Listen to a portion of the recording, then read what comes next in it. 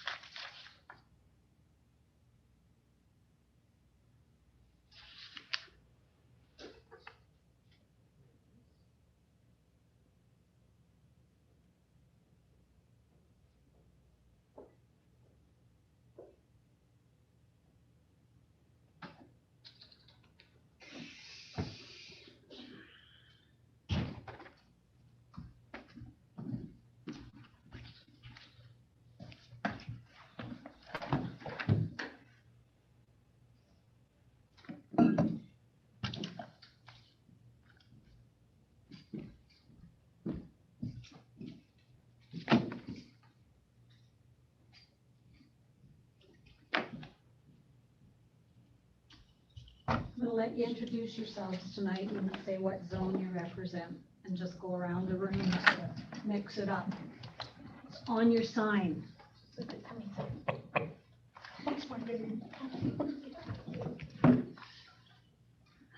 to mix it up.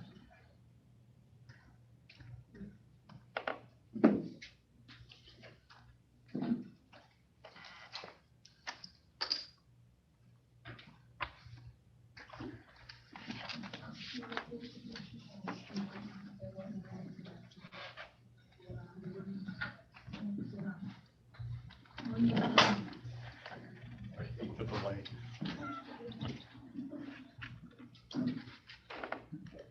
All that face stuff just showed up. I'm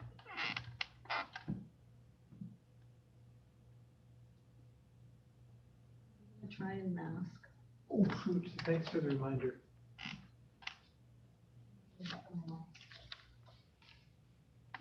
Right.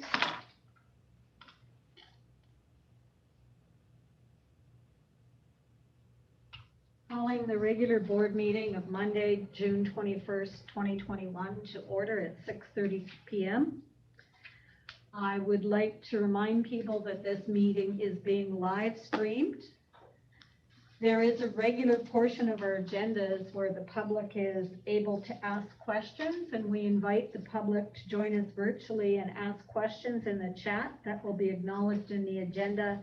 Item 17.0, questions from the press and public in this section. So if you've joined our live stream, that is a possibility for you. I'm going to ask trustees to introduce themselves. I'm sending the vets tonight from Nicole Gillis, our representative trustee for Hudson-Hopin area, and Aaron Evans from Zone 5. We'll start here. Bill Snow, Zone 5. Madeline Lehman, Area 1. David Scott-Moncrief, Area 2. Ida Campbell, Area 4. And Helen Gilbert, Area 5. We have established quorum. I would like to acknowledge that today's board meeting is being held within the traditional territory of the Deneza and Treaty 8. I would also like to recognize that it is National Indigenous Peoples Day. June 21st, 2021 is the national 25th anniversary of these celebrations, honoring the heritage, diverse cultures, and outstanding achievements of First Nations, Inuit, and Métis people. In addition to that, our board very much understands the importance of the work that we're doing around truth and reconciliation, and like many others, the discovery of the unmarked graves in Kamloops raised awareness around the world of this aspect of Canadian history. Many activities took place around the district to build understanding as a basis for truth and reconciliation. And truth and reconciliation starts in each individual's heart and mind. And I think that our staff has done a lot to reach our students' hearts and minds, to pay honor to those 215 little people that didn't return home, and all of those that survived the residential school experience with the resulting scars and trauma that they have dealt with, as well as the generations that followed. We are going to pay our respects as the board tonight by using an Aboriginal prayer to send our thoughts of healing that is part of the video presentation that our district has prepared as a learning tool and a learning resource to reach both our staff and students. So I will ask Stephen to cue that up, and I will ask that we as trustees stand while this prayer is playing. The first lady you're going to see is Liz Logan from the Port Nelson First Nations, who actually attended the school in Kamloops. Our First Nations in Port Nelson did. That's where they went to school. It's stress, it's almost like grief, it could kill you, you know, and we need to deal with it. And if we don't start talking about it, it's gonna continue to traumatize our community.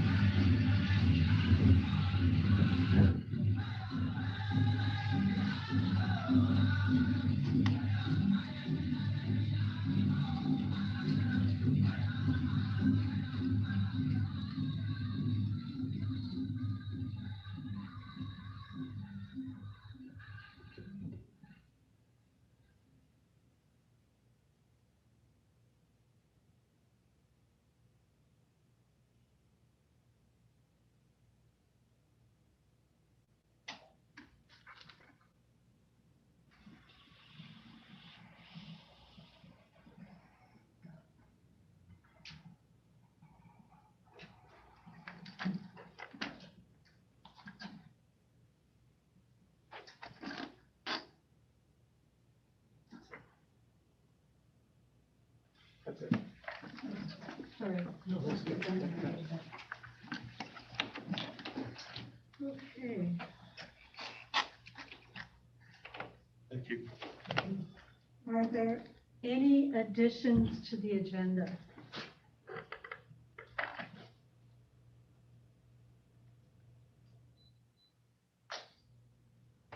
Can I have a mover and a seconder for the agenda? No one have any additions? Calling the question, all in favor? Who was the first and second? David and David. Pardon? Who were the first and second for the acceptance of the agenda? David David and Bill? Yeah. Okay, thank you. Jacka. I don't think I acknowledge, sorry, Angela. No. Right, I don't believe we have any presentations or delegations. We'll move into trustee celebrations, and we'll start with trustee Campbell. Thank you. So for this, I did attend, I didn't attend, but through Zoom, the thought exchange that the AOs and Stephen did, and I thought it was very good. I helped deliver some of the trays and appreciation bars to the schools, and a couple of the schools, the AOs seeked me out and said they really appreciated the kind words through the last year that trustees have sent to their schools, and they really did appreciate that. And they also, a couple of them said they appreciated that we knew when to go into schools and when not to go into schools through this COVID. So that was nice to hear. I attended the policy committee and the SUPAC meeting and the BCPC Zoom meeting. And this morning, I didn't go over to the Taylor School, but I did go to my daughter's, who lives right across from the Taylor School, and watch their Indigenous games. It was quite interesting. I didn't go over and actually, but I did watch them through her window, so it was quite interesting. And that's my celebrations. Thank you very much, Trustee Campbell. Vice Chair Lehman. Well, I attended the labor management meeting. I believe it was the last one with Maureen Hummel as the chair. The SUPAC was the policy, and then we did get together as kind of an official finance audit committee and went over the budget with Angela, and I'll speak to that more when we get to that. And I was not able to help with the delivery tray, so thanks for all of you guys that did that, because yeah, I think it was a needed gesture as a thanks to all the staff. Thank you. David? I've been in contact with all my administrators. All are a little excited. One's going sailing and a little envious. Talked to people at Buick. Their enrollment is up for next year, it looks like, so we're really excited about that. Talked to Norbert. He's really happy with what's going on and really excited about that whole program. 101 wants to adopt something like that for the over elementary, which would be really exciting if we could adopt more of that into that school. The kids are just not going. But Upper Pine 101, Upper Pine and Presbyterian doing very, very well. Everything's going well. That's my report. Thank you very much. Bill? Ready? Help with deliveries there. It went very well and very much appreciated by the people. Other than that, let me see here. Baskets from last time, I believe. Been out to the schools, have talked with Lori and Ambrose for a while.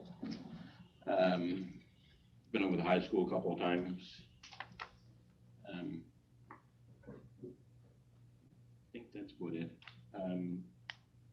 The other thing was I had a conversation, and I didn't bring a picture today. I meant to, was with the new shop teacher at Kearney, and something that she started this year, which is really cool, and the kids are loving it, is they are being taught how to do some simple things on vehicles.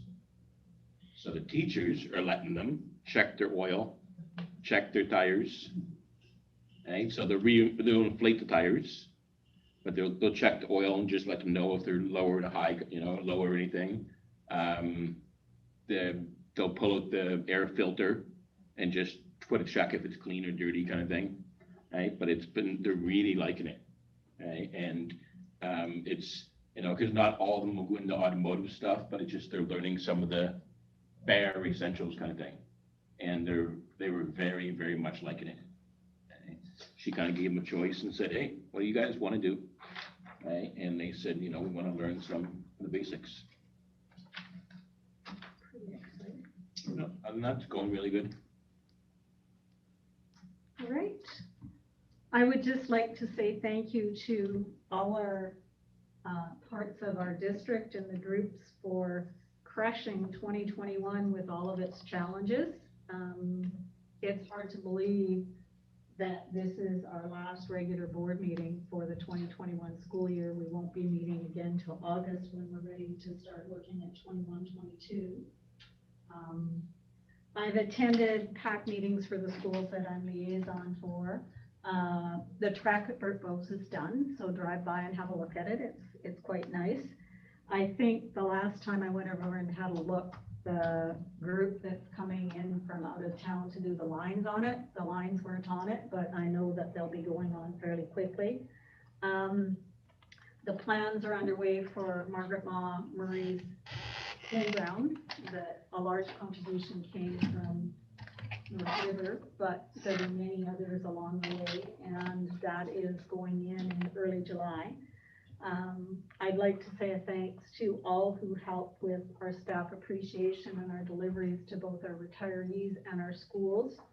I think that, like Bill and some of the rest of you, the comments were very positive, and for those of you that haven't had a chance to see the actual chocolate bars that our incredibly talented Ida Campbell put together for employees, these are what they look like. And in the instances of both our custodians and our bus drivers who don't necessarily have the same home base to come to, they all got a personalized chocolate bar. So that was it was kind of neat, the synergy where it all came together. Policy committee is up and going, and as you'll see later in the meeting, there's lots of good work that's come out of that. And so we're looking forward to continuing the work there last year. I did my speech for North Peace grads virtual ceremony, and I got to see some of the preparations and the amazing flowers and the energy in that room as that whole process got going. And in talking with some of the parents, they have appreciated the efforts that staff have gone to try and make sure that their students were honored in a way that they knew people have accepted had to be different, but different doesn't mean there wasn't honoring. So I appreciate the work on that.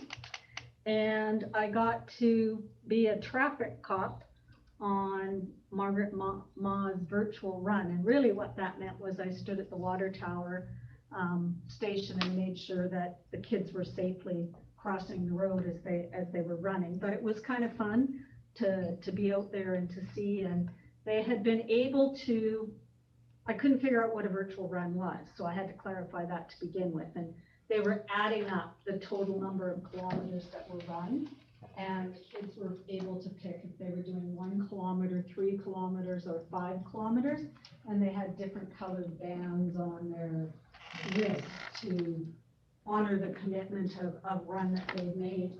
And it was kindergarten right up to grade 6 that were doing this, and they did their whole school over 2 days. So it was quite exciting. And how many kilometers did you go? well, the furthest group went 5, but I never did hear the total. I asked what the total was, and I never did hear what the total was. So if I find it out, I'll send it to you.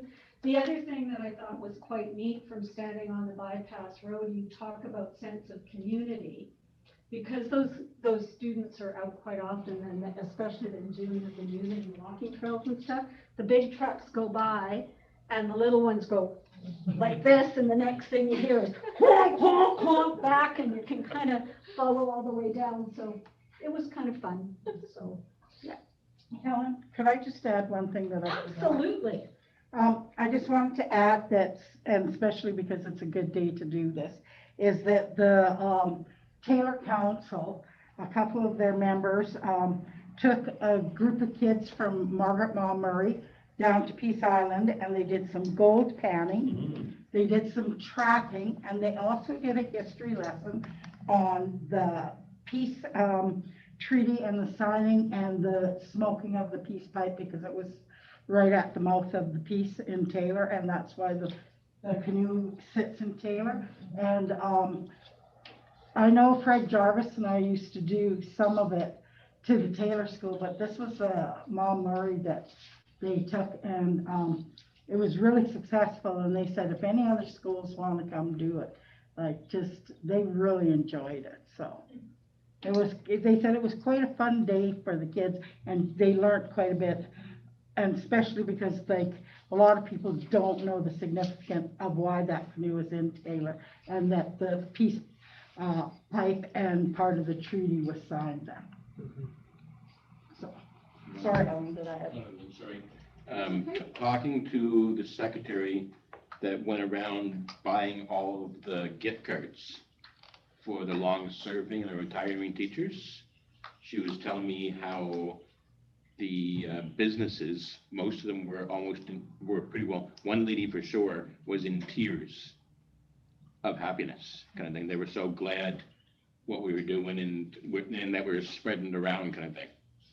And like, it was she said it was very, very much appreciated, kind of thing.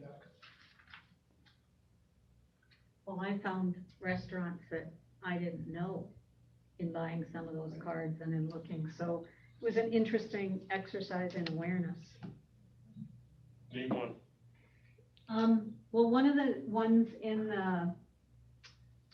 Northern Grand had changed name. Oh, right, yes, yeah. Configuration had Yep. changed in there, Yep. so that was new to me. And then, it's not Audiolicious. There's another audio one that I've never been in that people, Oh, on the main drive. yeah, What's that one? Right on the main, yeah. by Mastaro Sushi. Oh, I don't know. Yeah. The MJ's. Yeah, they have great desserts. Yeah. So, all right, moving on to 5.0, minutes of the regular board meeting of May the 17th, 2021, pages 7 to 13 in your agenda package.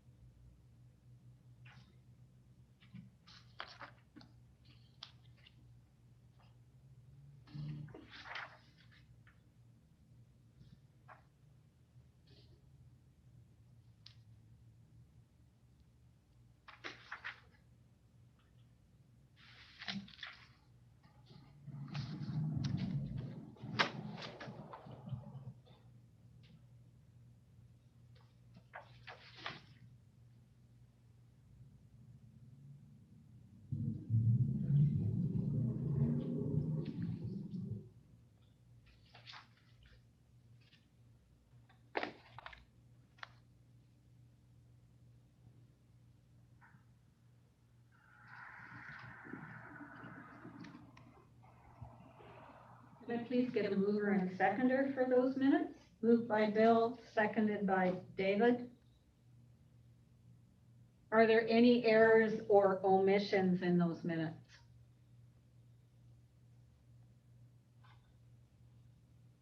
All in favor? Carried. Any business arising from those minutes? Any questions, business arising?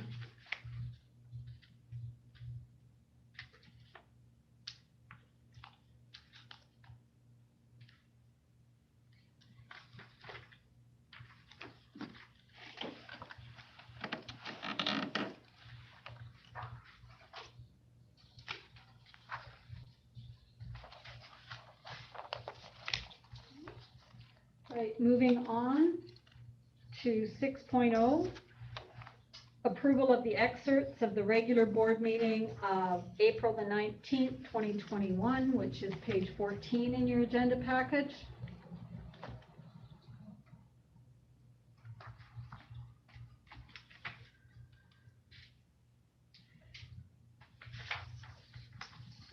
Mover and seconder, please.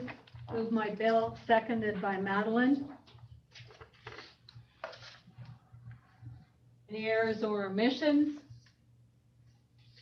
All in favor?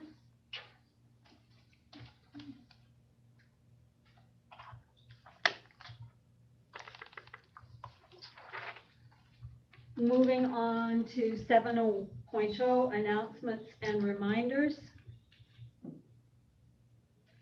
Any additions here?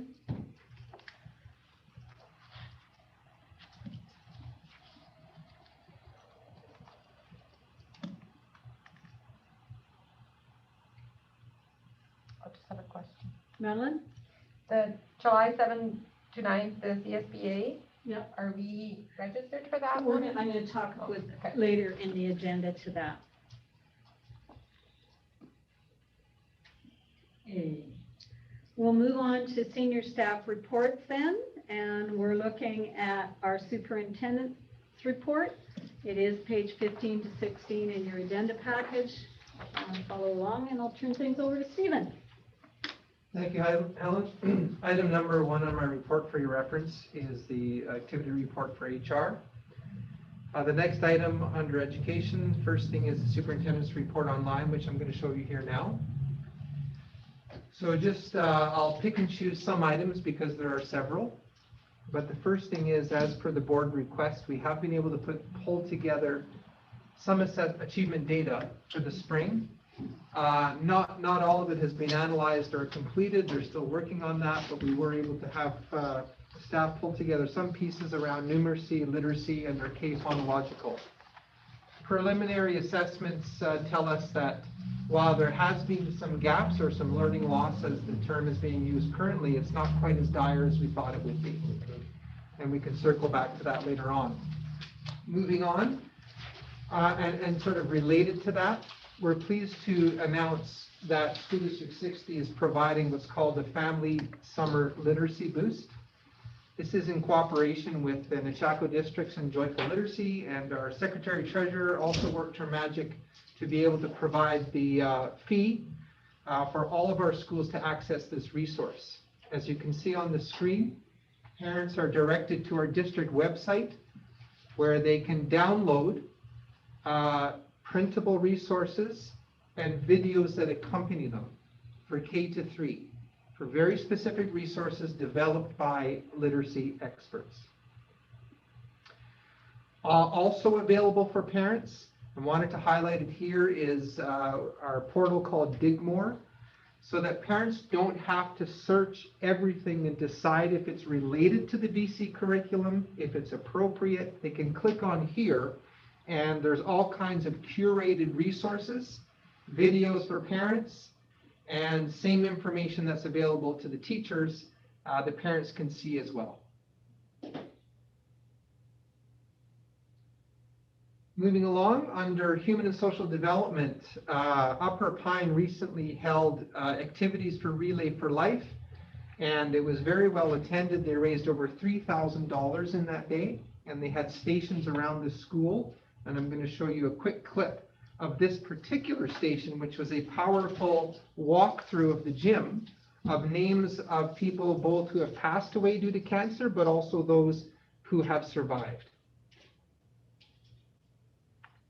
And I'll just click on it. Oops, it's downloading it for me. One moment.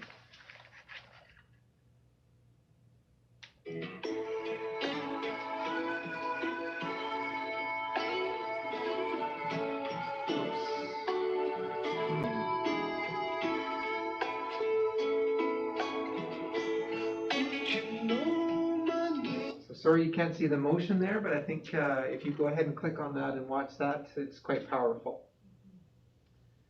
And that particular parent, Madison Hebert, is willing to support other schools next year in terms of organizing their Relay for Life activities. Next item, parents or public or staff can click on this. It's called the Foundry App. It's essentially one location to access social support type services in your community, in your local community. So if you click on the link, it'll take you where you can download that app and find out more information.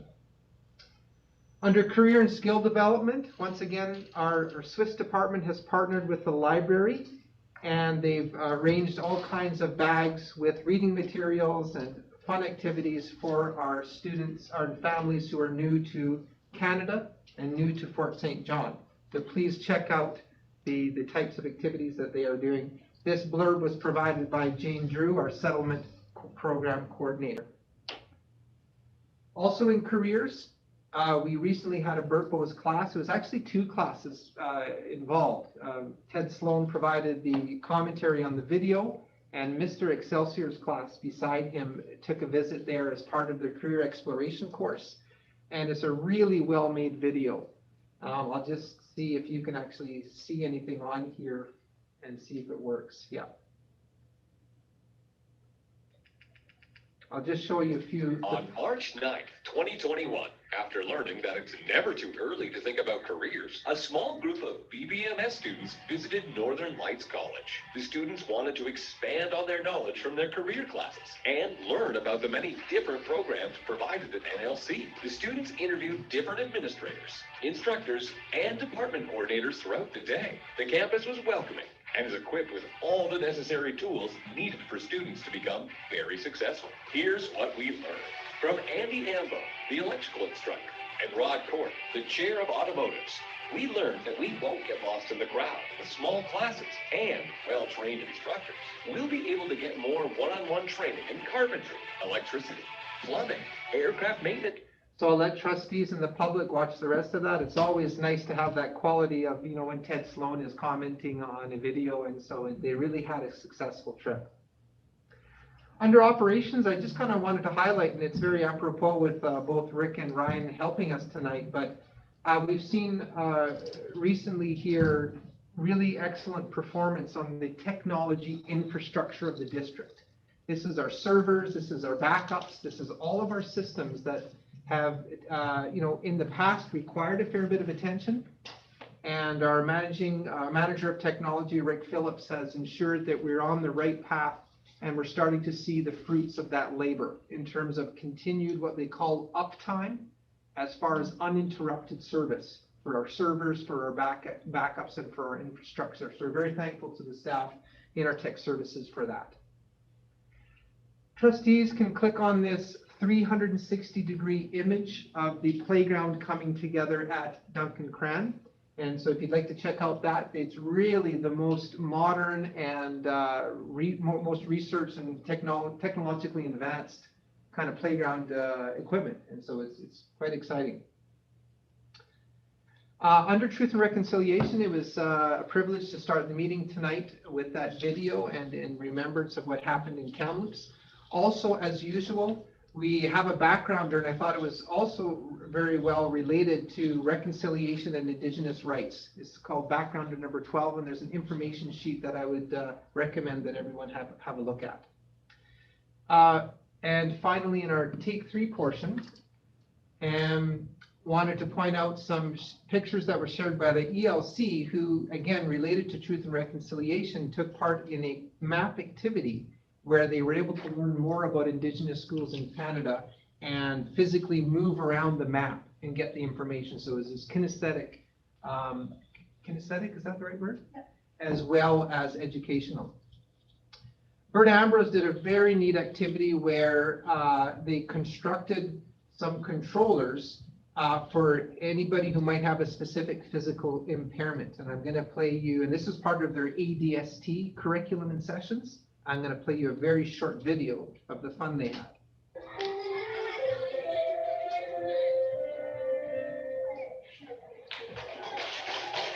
Those pads were actually built by the students, the electronics of it, to be able to produce those sounds, and so that was a neat thing to see. There are 2 more videos worth checking out on other groups of kids and the apparatus that they were able to create. And some pictures, lots of pictures here to go along from Bert Ambrose School. David mentioned the program out at Buick, but first of all, the Key Learning Center, first of all, is giving a bit of an update around their primary blended program that took place this year. It was very successful.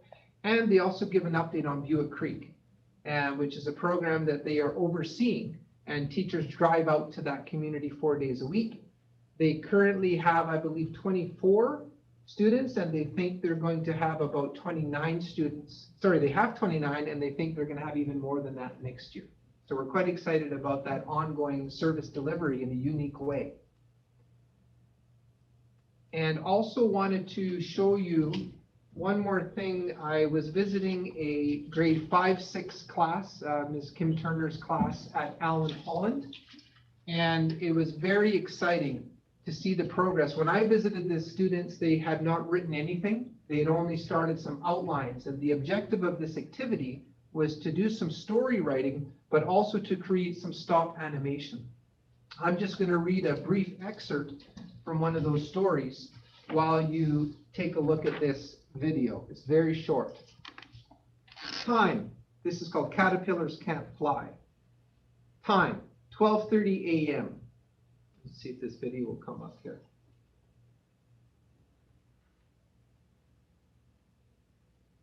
Oh, no, it's not gonna show it on, I need to figure this out. Airtame.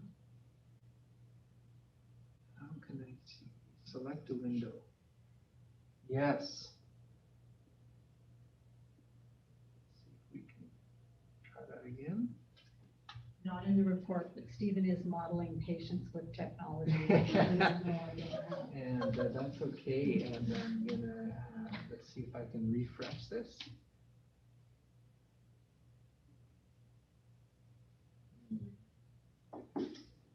Really worth seeing.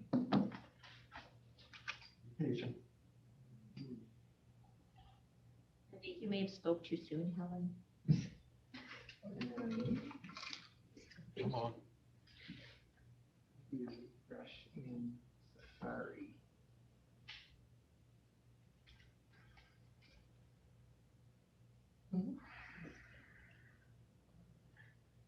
Right, take your time. Yeah. You know what I could try is this. See what happens.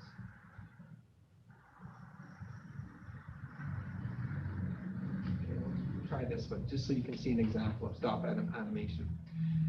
The wind howled through the forest. There we go. I couldn't sleep. Summer was almost here. It was coming, the grand sleep. I would finally be able to prove everyone wrong, that I wasn't worthless, that I meant something to someone. As I slowly drifted off, I thought about how this was going to make me who I am. And that's it for that. How old? That's grade 5, 6. And this one here, this particular story is 3 pages, single space, typewritten. We just came up with it. Yeah. Right on. And moving on in my report then. Item number 2 under education is the workforce report, which is attached. And then for motion, there are the local BAA courses that I'm asking the board to approve tonight. Item number 4 is a change in our post of responsibility. I'm asking for a motion to approve that change. And finally, there's some information on the Seamless Day Kindergarten pilot that we think School District 60 would benefit from, and I'm asking for trustees to pass a motion for us to participate in that program tonight. And that is my report. Thank you very much. If it is all right with the group, I will ask for a mover and seconder, and then moved by David, seconded by Bill. And what I'd like to do is go through the discussion with all of those things that we're not making motions on, and then we'll go back to each item that we need to make a motion on, if that's all right with everyone. So let's go through Stephen's report, starting with the Human Resources Summary Report for Teachers. Bill? Stephen, are we, would you say on the same as normal for hiring for September? A little worse or a whole lot better? Thanks for asking. We're actually surprisingly in pretty good shape right now, Bill. I think we're heading towards about 12 to 15 new hires, as opposed to, we had about 30 last year. Also quite encouraging is the vast majority of the positions were refilled with those teachers who are staying. So they started here last year and they're staying this year. Having said that, we would like to see a few more people on our TTOC list. That is also creeping up in numbers, which is promising. But to really be sustainable and not face some of those shortage days that we saw, I asked HR and they said if we had about 50, and I think we're at about 35 right now, and they continue to hire. I think one of the things that was encouraging for me is that we've got in some of our rural schools, people that are choosing to stay. I think our 101 staff that's going on 3 or 4 years now. Both upper halfway and 101 are fully staffed. At this point in the school year, which is really good. And when I was working on the appreciation, I bumped into a young couple from Upper Halfway that are returning to Ontario to get married this summer, but they're very excited about a second year in Upper Halfway, so that was really cool to hear. And I've heard there's gonna be an ACO program. Yeah, as per normal, the ACO program is going to be running again this Yeah. fall. And what's also very encouraging is that more and more people seem to be interested in this Calgary program that allows them to work at the same time that they're doing their education for teachers. So we've seen, I think, 3 or 4 more people sign up for that. I talked to EA, he was working as an EA, but he moved up here so he could take ACO. And he already says he plans on taking it and staying here. Fantastic. I think he's, because of the school he's worked at, he's enjoyed so much. My understanding is they have a full cohort, which is about 16 for the Northern Lights program. Holy cow, that's awesome. Right, let's go through Stephen's report. Sorry, so if there are any questions from trustees on the information that was provided under our framework titles.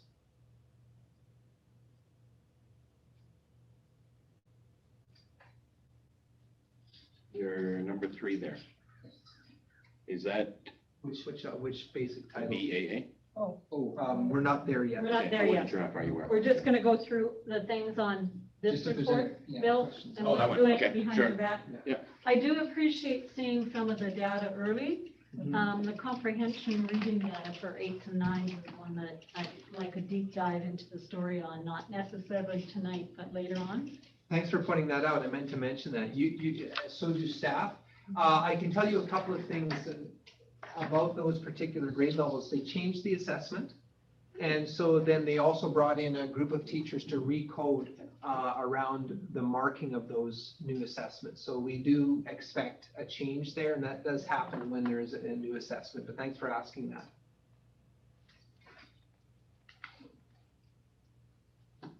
Bill? Regarding the playgrounds, Yes. these ones are great. I went to visit them, they look great. Could we get a list, like September-ish kind of thing, of the other ones that have to be replaced? We've already got Kind of on our quarterly? agenda Yeah. for September, a full playground report by all schools in the district where they're at. That's part of what we're looking forward to in the new year. Do you hear that? Yeah, it's actually on one of the agendas. and Tonight? It's not tonight. Oh, okay. But we recognized, it's in the minutes from one of the meetings that we went through. We recognize that there is that need to bring it back to us, but staff needs some time to respond to it, and especially in light of all of the new ones that have gone on. So it's already diarized, I think. There's reasoning, because before everything hit, I don't know if you guys remember, but I had conversations with Brian Kirshner at the Lido about doing some fundraisers for some playgrounds. A couple weeks ago, we ran into each other, and he said, we're getting closer. So he said, once we are close enough, are you still willing to do that? And I was like, yeah, I think so. Helen, can I just circle quickly back to the assessment Absolutely. information? And Tracy LaRiviere was able to sort of finish up providing this today for our phonological test, and I wanted to explain what these are. Essentially, it's what is the sort of level of readiness of our kindergarten students by the end of kindergarten. So they do what's called a pre-test in the fall, and then they do a post-test in the spring. 90% of our students in the fall, of course, are in quartiles 1 and 2, which means they don't have a whole bunch of that basis for reading. However, in 2019, which was the last year that it was carried out, if you remember, there were no assessments last year because of COVID. And then comparison to 2021, the results were still about the same. About 80% moved into quartiles 3 and 4, which is the sort of meeting or fully meeting those expectations. And so that was encouraging for staff to see that during a COVID year and all of the hand washing and the protocols and the time that was spent doing those things, we were still seeing some significant progress in kindergarten. Sorry, thank you.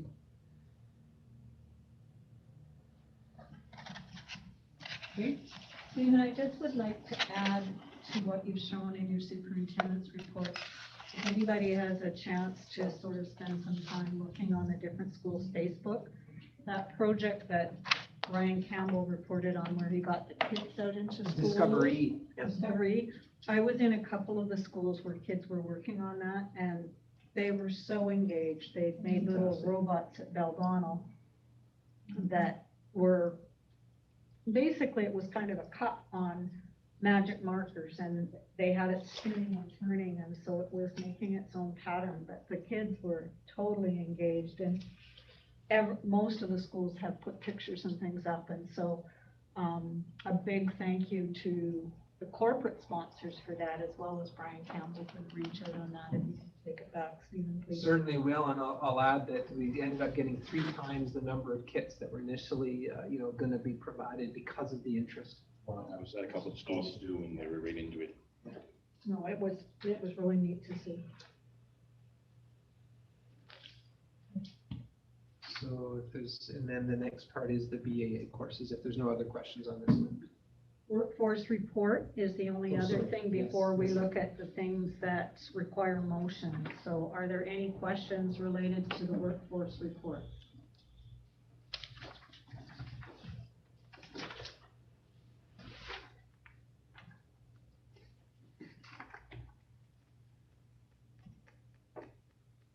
Interesting to see that most of the time our absenteeism in all areas is below the provincial. Indeed.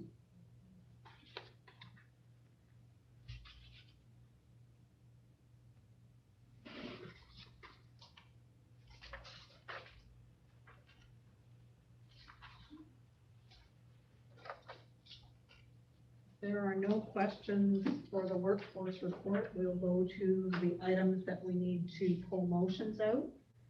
And the first is for the BAA courses related to role playing. And it's got nothing to do with drama. That was my new discovery. Got schooled. So if I could get a motion that the board approve the above the BAA courses for role playing at the grade 10, 11, and 12 level. We want to approve it or ask questions first? Would you like to ask some questions first? Yes, please. Let's do that. So they get credits for grade 10, 11, and 12? You're not the only one to have that question, and sorry it wasn't clear. And the reason that they're set up for grades 10, 11, and 12 is that no matter what grade they're in, they can take that course and get credit for it. In other words, they'll only ever take the course once, if that makes sense. Okay, now Sorry, yeah. All right, could I get a mover and a seconder? Moved by Bill, seconded by Ida, that the Board of Education approve role-playing games 10, role-playing games 11, role-playing games 12, BAA course. All in favor? Okay, we've done that particular item. And I believe we need to pull out a motion related to our posts of responsibility. When you look at those posts of responsibility, you can see that one of the motions relates to somebody going into a post of responsibility for just the final couple of months of the year, and the rest are for the following year. And yeah, I know we'll come back to kindergarten. So could I get a motion to approve the post of responsibilities? Moved by Bill, seconded by David. Any discussion?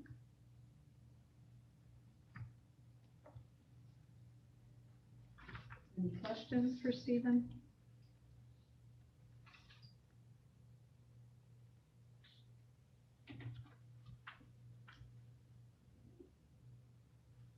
Following the question now on approval of the post of responsibilities as included in the agenda package. All in favor? All right, that's done. And now we are looking for a motion related to the Seamless Day Kindergarten pilot. And you'll notice that it's for the years 2021 to 2024. Moved by David, seconded by Ida. Discussion. Any questions related to this This motion? is just starting at one school. Yes. just at Taylor for now, I believe is the idea. That's the intent, and Can it grow? Are we, we would be one of 20 districts Mhm. that are in the pilot, and their intent is, along with both provincial and federal expectations, correct. that this will be in every district within the next couple of years. Okay. It's not necessarily intended to be in every school. It's intended to be strategic within your district about a couple of schools for this program. I was thinking more inner city and that kind of. So there's some criteria to look at, and absolutely. Perfect, okay. Right now, we're hoping to make this work at Taylor, which has an interest and an ability, and so we're excited about that. I'd love to scale it up. And in some of the information that came from the VCSTA that I forwarded, you can see that they have opened the door to start the discussions related to the mandate for 0 to 5 transferring to our education system. So Just the beginning, that's right. it's just the beginning as we start to see some of these things coming in. Excellent. Thank you. Any other questions related to seamless day kindergarten? All right, calling the question, all in favor? Right, Thank you. You're welcome. and we're gonna give her a drum roll. We're gonna move on to the secretary treasurer's report. Go, Angela. Wow, that's a lot of pressure. No, it was encouraged, it wasn't pressure. That's good coming from you. I reached out to Jacqueline and just communicated, what we know, which is that we have been contacted by the ministry and we have resubmitted information, CAD has resubmitted information, and we have no further communication from them at this time, so not a great update, but just updating Jacqueline, so. In regards to the 101 water update, I had a conversation with Sabrina surrounding this. There was failed results to the monthly water test up there. It seems to be fixed with a change of filters. The reason this apparently has been happening for, what? Do they have their water pulled in? I know, yeah. How does it? The water's trucked in. I thought it was something to do with the wells. No, the water is trucked in, so, there's a change in personnel from Northern Health that's getting the results, so he is, wondering why we are having failures. The hauling in of the water, the cistern services both the school and the teacherage. The teacherage does not fail, the school does fail. What? Yes. So we do have a bit of work to do as to why that's happening. So we need to engage an outside environmental group to see what's happening there. So, but we can keep it under control by changing the filters systematically, not waiting for a failed test. Okay. But yeah, it is quite an interesting situation. So, and the well services just the toilets for the teacherages in the schools. So that's the update on that. But this isn't new, I guess. It has been happening. It's just now we have a new person at Northern Health that is Driving Sabrina crazy. trying to make Sabrina. That's good. So, school heating issues that have come up in the last couple of weeks. The normal range for WorkSafe is 23 to 26 degrees. Verified that the heat is not on at any of the schools. And when we were getting the complaints, they did do testing. The highest school was 24.6 degrees. And then we were even getting low temperatures at 19.5 degrees. So we are not exceeding WorkSafe temperatures. And we don't want to put a lot of money into it at this point because we do live in Fort St. John and there is not a lot of days that we are getting this hot temperature. So they've been advised to open windows, close blinds. It is specific to some of the second floor schools, some of the ones that get beat down with sun all day. So our the advice is windows, and we can't use fans to generate airflow at this time, so that could be why it's coming up in this particular year. I do want to point out that this room is fairly stifling at this point, so I will commiserate with them, so. And then I would like to submit to the board the HR support staff update. So. I believe that's everything for me. We don't have anything to pull out for motions here, so could I have a mover and a seconder on Angela's report? Moved by Ida, seconded by Bill. Discussion, upper halfway First Nations communications update. Any questions there? We just haven't been able to get anything out of the ministry, so we're just sitting. 101 water update. I know we sort of talked about it as Ben was giving the report. Any other questions there? And the school heating issue. Bill? I don't wanna, argue anything, but I've actually put my hand on the radiators and felt the hot air coming out. That's interesting. Because I was under the understanding that that is shut off by like central, from facilities, they've shut the heat down. That's what I assumed too. It doesn't mean that there's not air circulating or that the fans are not kicking in, and that the air that is circulating sometimes is warmer because the temperatures are warmer. But no heat has been on. We asked them to go back and check.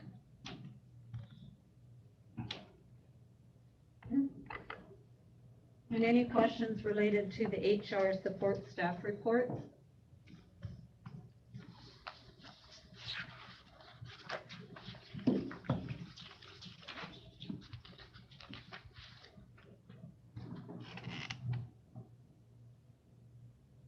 I just wondered, and you may not have the detail, and a layoff of 22.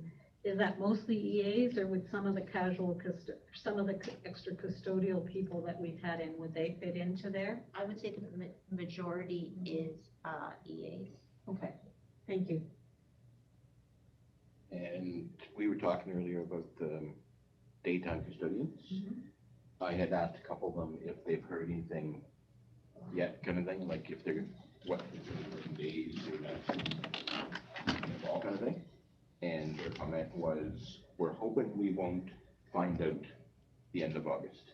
Right, I agree with that. Just so like, Yeah, you know, that's fair. They're really, I appreciate they're really that. hoping they get, like, they know a month or so ahead of time kind of thing. Right, I do have a meeting with Sabrina, so we will try to hash it out. So then maybe they'll get some information ahead of time, but I appreciate it. All in favor of, Sorry, I Ida? have a comment. Angela, I'd just like to thank you for putting the list of the retirees. We don't need to know the other names, but it's really nice for us to know the retirees. So thank you. I missed you in my That's okay. vision. I didn't do my scan. That's okay. So, all in favor?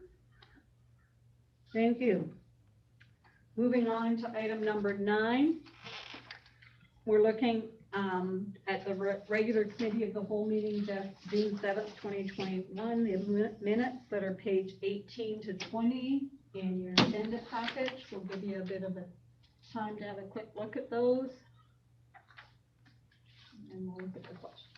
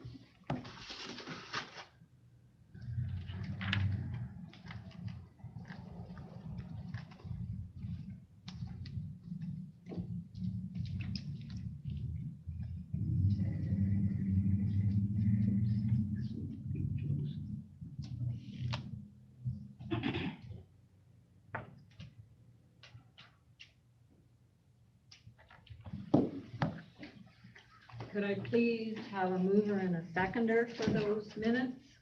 Moved by Madeline, seconded by Bill. Are there any errors or omissions?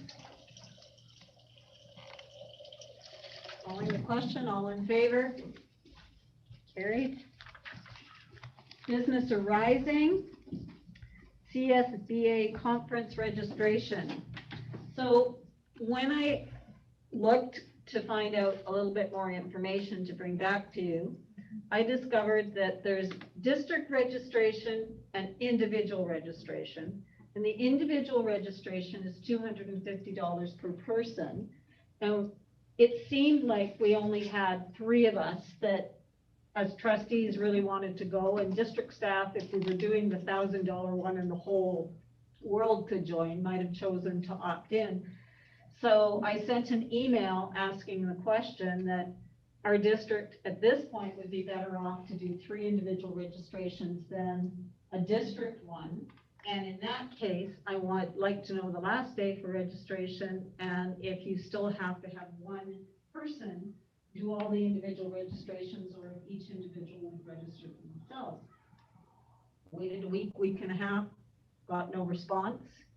Phoned and left a message, sent the email again, finally got an email back that was, that's a good question. It didn't answer the question about what the last day for registration was. And it was, the response was that they would get back to me on Monday, and I've checked, there's no getting back to me. The concept was that the question needed to be run by somebody like the board of directors or something to see if that made sense and we were allowed to register 3 people individually. So as soon as I hear back, I will let you know. Good. So I tried. That's all I can say. All right, and our amazing policy committee has lots of work in this package for us to take a look at. And you're gonna have to bear with me as we go through things, because we have some things that we've already served motion on, and we have, we will just need a seconder and discussion on, and there's other things that are up for notice of motion. So in your package, you got the actual policy committee meeting notes, and then you got where we are at with each policy. So we'll start with policy 4035. It's in category 4,000 personnel. This is the Public Interest Disclosure Act. It was out for notice of motion. This is the policy that it is mandatory for us to have in place. Was there any public feedback or anything that came back related to the notice of motion on that? No. Okay, so nothing came back. Nicole was the person that moved it originally. I need a seconder for it. Seconded by David. All right. And any further discussion related to this particular policy? Okay. Hearing none, calling the question. All in favor? All right, so policy 4035, Public Interest Disclosure Act, is accepted and moved forward. Policy 1003 is school board delegations, and we discovered that this was a policy that we did need to do some work on. We had an existing one that had been adopted in 1998, revised in 2012, and was reviewed in 2021, and we've made some changes to it based on reaching out to other districts and looking at what best practice is. Nicole moved it initially. I need a seconder for this, please. Seconded by Bill. And? Sorry, it was David that It was moved it. David that. Oh, David, sorry. Also, Just so we don't confuse it. Just so we don't confuse, my eyes were in the right place. You're right, not confusing. It was moved originally by David. Now it's seconded by Bill. Any further discussion related to this? Any feedback from the public? Negative. Nothing? All right, calling the question, all in favor? All right. Policy 1001, it's all in red. Notice of motion went out for deletion of this policy because we are covering it off in another policy that, so Nicole initially moved that this policy be deleted. Do I have a seconder? Seconded by Bill. Any further discussion related to this? Again, any feedback? No. All right, calling the question, all in favor? All right, that's removed. Policy 1002, board member authority. This was moved by Bill. I need a seconder for it. Seconded by Ida. And we are looking to delete this policy. Any public feedback? No. No public feedback? Calling the question then. All in favor? All right. Policy 1001, roles and responsibilities of the board and trustees. This is a new policy that incorporates the elements of the policies that we just looked at doing deletion of. And so it is going out for notice of motion. So I just need an original mover, moved by Ida. Any discussion of this draft? And so this policy, the seconding and the formal passing of it is something that will come back to us in the new school year. Okay? Moving on, we're looking at policy 1010, code of conduct or code of ethics. It's actually code of ethics. And we are looking to delete this policy, and it is going out for notice of motion, so I just need an initial mover. Moved by Bill. Okay. Any discussion? Nope, so it's gone out for notice of motion. Policy number, it's in the family of 2001, school fees. That the Board of Education put forward policy 2001, school fees for notice of motion. Again, it was adopted, it's been revised, and it's been reviewed. There are some things, though, that we are looking to delete because they were more procedural, and having a policy that is more higher level works better because each school does the clarification and the district does the clarification in the red on an annual basis. So could I please have an initial mover for this policy? Moved by David. So policy 2001 is going out for notice of motion. Policy, again in the 2000s, 2004 school admission and choice. And we're adding a reference to the School Act in this policy. And then we are looking to take out a lot of stuff that was procedural that is covered off by a yearly letter that goes out to schools that deals with our catchment area processes and policies for enrollment. So as it's going out from notice of motion, I need a Madeline for moving it. All right. And that is it for policy. Wow, done that. Yay. All right, other reports. BCSTA, again, just a reminder that if we're interested in any motions for provincial council, we would have to have done the legwork on those to have it ready by September 20th. BCPC, thank you, Ida, for your report in camera. I don't know if you have anything to add here. No. Nothing to add here. Board Pro-D committee, we'll get active now that we know where we're having our retreat, and we will do some work on that. And we'll get back to about that through email and things like that. All right. Angela, I'm going to turn it over to you for the annual budget presentation. Please, and thank you.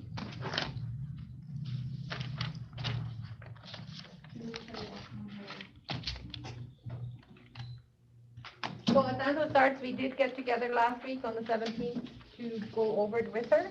She gave us the comments and the running, and I have to say, I'm very confident that what she's presenting is what is. She's Good to know. she doesn't like unbalanced numbers or not knowing where they come from. And and I think it was good too to she gave us a quick Snapchat just to show us where these numbers come from, how she does it, how she gets into the budget with the numbers that they are. So it was very good for us to be there and listen to that. She starts to twitch when she doesn't know where the numbers are. Give up until she knows.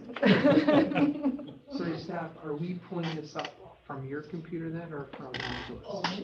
Do you have the, I have it up here. Oh, sorry.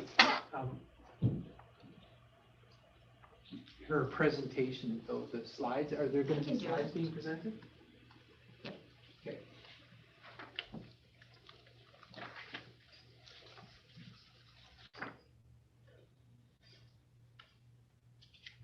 I did have some problems with this last week. Do you want me to, do you want to share a screen? Yeah, that would work. Then we don't actually need this. Okay. Whatever you want, Angela. No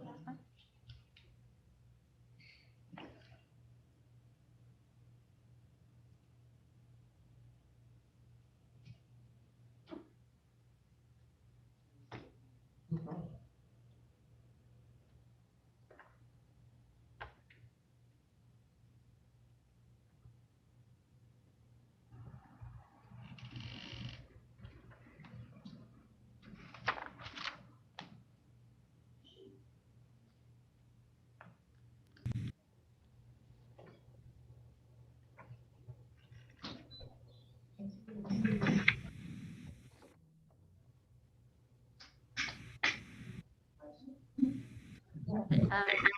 Slideshow and then from.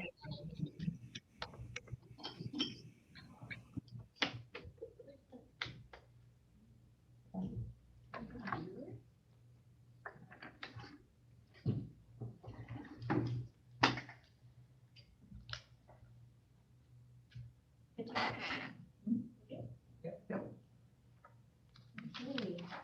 I appreciate everyone joining us for our, it's not actually the preliminary annual budget, it's the annual budget now as presented. We're going to, the slides I have prepared are kind of a synopsis of the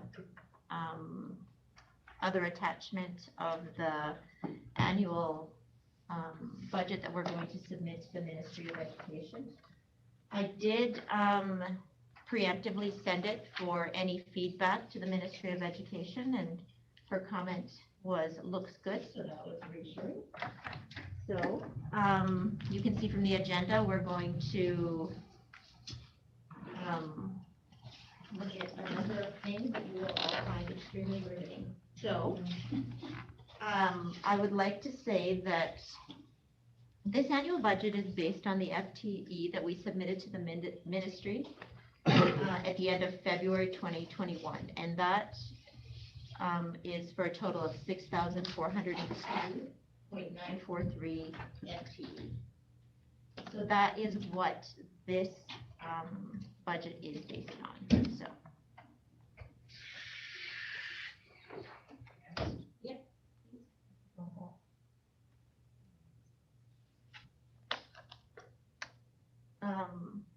We have a few different revenue sources, but we can see that 97% of our revenue comes from Ministry of Education grants. We'll look into the other streams of operating revenue as we go through the presentation, but they are why we can operate. So, next page.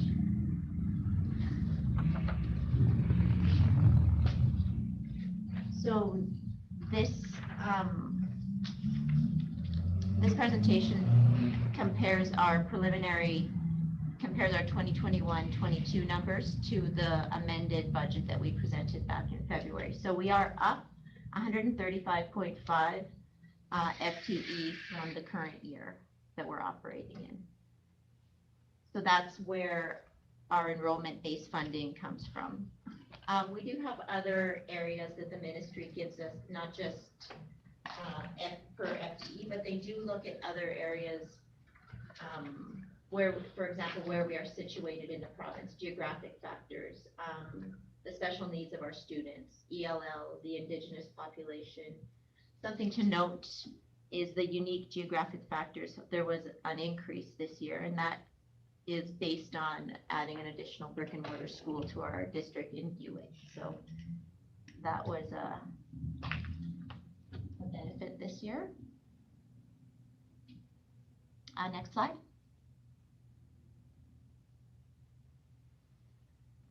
So in addition to the previous slide, we do have other areas that we generate funding.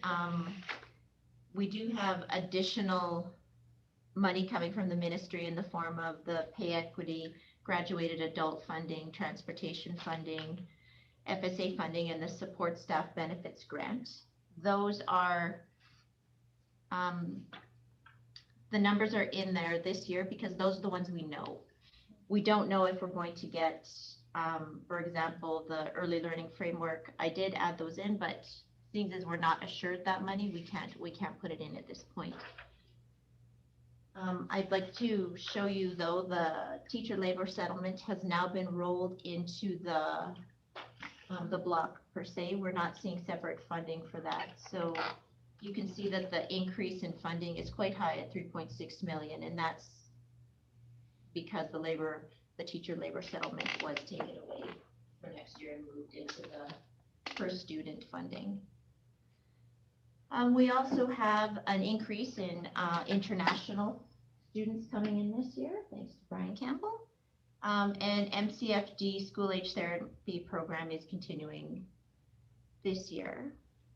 Miscellaneous income consists of the last of the ITA dollars, as well as the Apple funding, Apple Schools funding. So, and rentals and leases, best guess is in there, kind of left it the same as the prior year, and investment income hopefully will go up as interest rates increase. So that is how we landed our total revenue, strictly from operating of 71,325,574.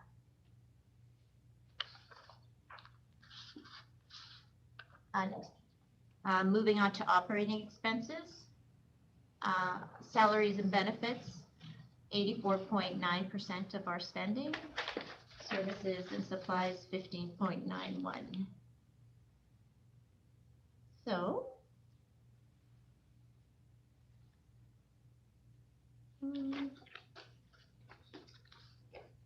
next page.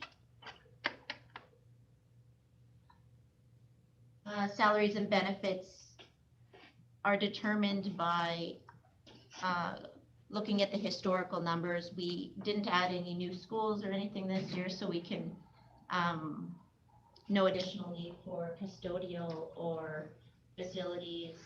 We did talk to each group and assess their needs and see what they foresee as a need in the upcoming year, and we factored that into our budget. And we did do a calculation on teachers based on FTE and divisions as it stands currently. So that was through a bit of discussion with Wade Hart, or a lot of discussion with Wade Hart. I'm sure he has my picture on his door, blocking me. As well as the benefits is calculated. Each different staffing level has a different percentage of benefits, so we factored that in as well this year. Services and supplies was achieved through discussions with the various district groups, learning services, curriculum, international facilities. I talked to everyone. I drove them crazy. So, next slide. So this is a breakdown of spending by function. Instruction function 1 comes out at 78.01. We'll see the comparative between the different functions on the next page. District administration is at 3.67%. Operations and maintenance, 12.74%, and transportation and housing is at 5.58%. So this is where we can see the comparison between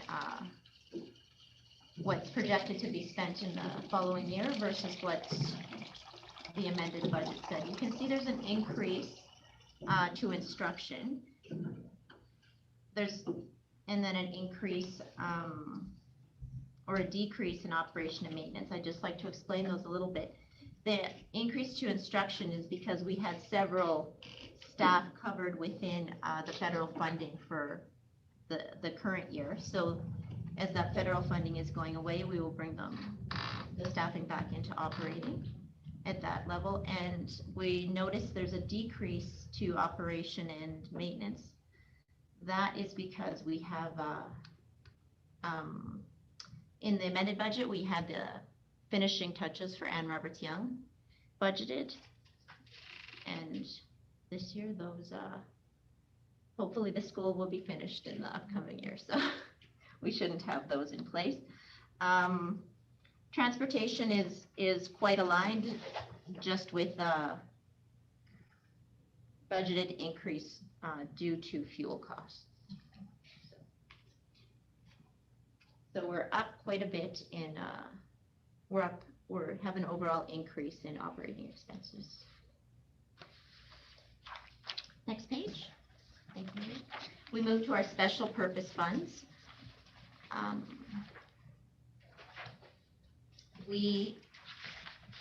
You can't see it in this, but you can see it in the actual annual budget document. We do have quite a few carry forwards moving from the 2021 year into the current year to next year. We do have several carry forwards. There wasn't the ability to spend everything in several of the targeted funding because we couldn't have meetings. We didn't have the ability to travel. There wasn't, we couldn't spend the dollars as we had previously done. So many of the district initiatives have allowed us to have carry forwards for the next year. So we do anticipate spending, we have budgeted to spend everything in the following year, so. Schedule 2 just brings together the total revenue. So the revenue, less expenses, less budgeted purchases of assets brings us to a balanced budget, so of 0, which is what we like to see. Next page. So we have a preliminary budget bylaw of 82,808,607. And that is made up of operating expenses of 70 million, tangible capital asset purchases of 700,000, special purpose fund expenses of approximately 8 million, and the capital fund expenses from Schedule 4 of 5.575 million. And that is a summary of the budget document. But I am happy to go answer any questions or to look at any statements or schedules more in depth. You did great. Oh, thank you, David. Oh. Angela, I have to ask one question. Yes. Because I like questions. if I was ever in a classroom, I would always get the students to say the big numbers because I really have to think through how to say them. Yes. So I was listening to you very carefully as you gave the total in the preliminary budget. Yeah. for when I have to read the annual budget bylaw. Yes. And my annual budget bylaw is $85,020,719. So that's different than what you have here. Oh, no, did I not? I apologize. So I did not update, or I didn't Just- total correctly. I just wanted to make sure I wasn't missing anything, so. No, the one you're Can I reading come is close? 85,027,19. So what am I supposed to read here? Yeah, that's the one you're supposed to read. I was Okay. just checking on you, Helen. Okay, well, I apologize. no, that's okay. No, my mistake. No, that's okay. It just, like I say, you have no idea how much it was relying on you to say the big number properly. So I can remember it. That's the only reason I'm looking. I've shared. I Oh, have yeah. all the numbers below correct. I just didn't add them up I have correctly. shared on live stream my weakness. That's okay. Your weakness is asking questions, and that's not a weakness, so I apologize for putting the wrong number. The 85,020,719 is the correct number. Thank you. Yes. Thank you, Helen, for paying attention. Sorry. Okay. But I am open to any other points or questions. Please don't check my math. I'm not good at math, people. Sorry, Steve. Sorry, Steve. Oh, good. Never mind. No. So I think I just, My cheeks are turning. I know, I can see them from here. because we were talking about that too, because at this point, we're looking at an increase of about roughly 135 students. Mhm. And the question was asked at that previous meeting, what happens if that is a drastic change in those numbers? So that those adjustments will be done very immediately and not waiting until the February. Did I understand that correct? Correct. We will act quickly, is my understanding, to, Because we don't know. yeah, we don't know. And I think part of the reason that that's a bit of a worry for this board is we suddenly found ourselves in February, is it fair to say, as a fairly new board going, uh-oh. You weren't the only one.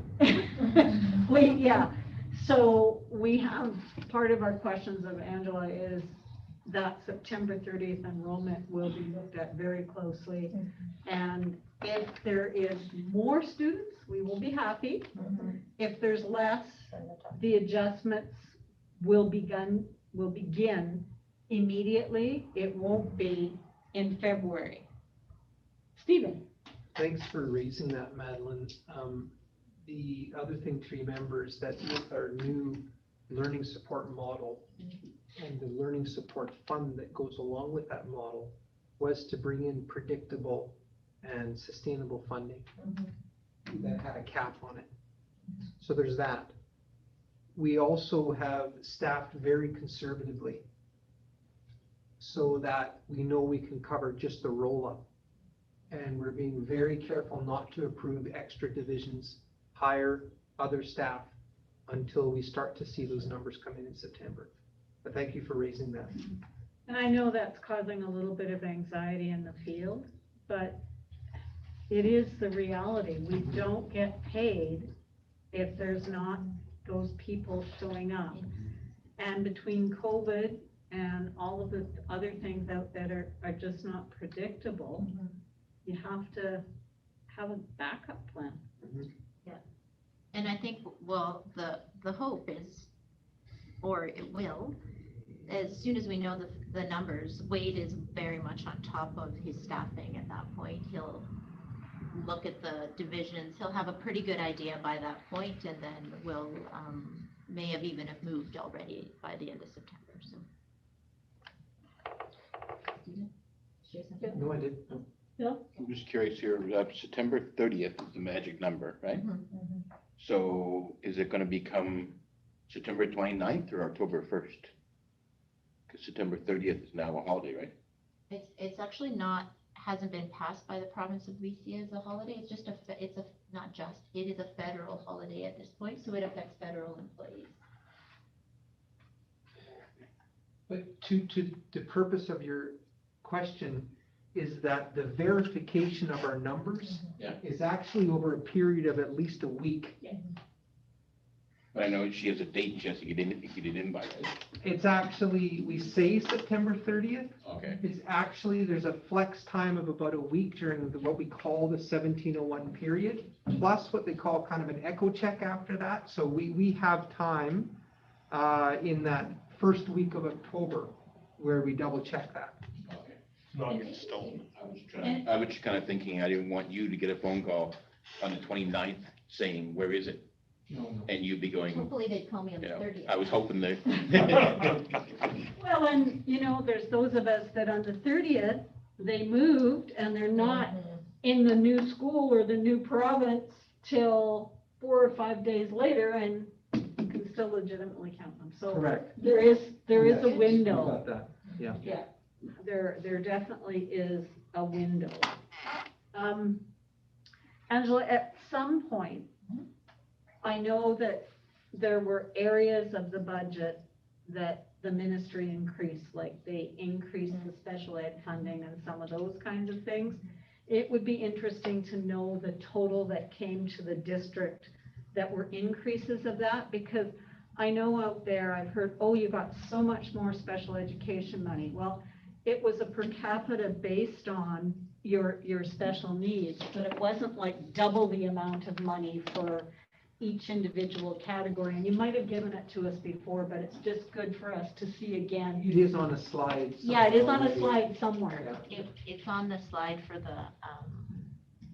the preliminary, Okay, budget, but I can. but I that's just fine, think we can it's get to good right now to, as we're looking at this, recognize that if you do get asked questions, that's an important piece to know. This is the actual increase in dollars that came to the district, and it is, I know we've seen it, but I was just trying to look and I thought, oh, where do I go back to find that? So I know you've shown that's it to us before, so it might not hurt to just, That's an easy one, Helen. I would love to give you that. just send that out to us, and then we've got that Sure, in line sure. with this. Helen, just so the trustees know though, even with the increase per category of each of the Yeah. special education funding, we're actually about the same or less Yeah. than we were in this current year that we will be next year, because we have fewer students in level 1, where there's the most significant funding. So we are not, our overall budget for that is not increasing, if that makes sense. And it'll be interesting to see, we lost some level 1 kids due to COVID, to see if some of those kids come back, because there's been a very, I'm gonna say, I was gonna use one of Stephen's words that he likes, robust, but there's been a fairly robust reach out from a distance learning school that's really running a model of inclusion where the parents get a lot more say in the staff that's working with their child. And that, I'm hearing that that particular distance education school on a provincial level has had a lot of the tier 1 kids have gone to that.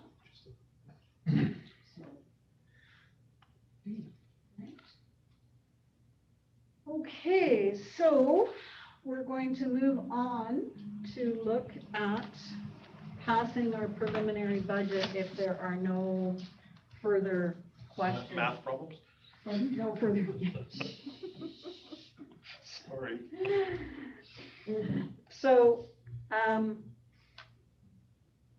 so in accordance with section 68(4) of the School Act, I'm going to ask for a motion that all 3 readings of the 2021-22 annual budget can be given at this meeting tonight. Moved by David, seconded by Bill. Okay. So, here goes. Annual budget bylaw. A bylaw of the Board of Education of School District Number 60, Peace River North, called the board to adopt the annual budget of the board for the fiscal year 2021-2022 pursuant to section 113 of the School Act, RSBC 1996 C412, as amended from time to time called the Act. The board has, point number 1, the board has complied with the provisions of the Act respecting the annual budget adopted by this bylaw. Point number 2, this bylaw may be cited as School District Number 60, Peace River North, annual budget bylaw for the fiscal year 2021-2022.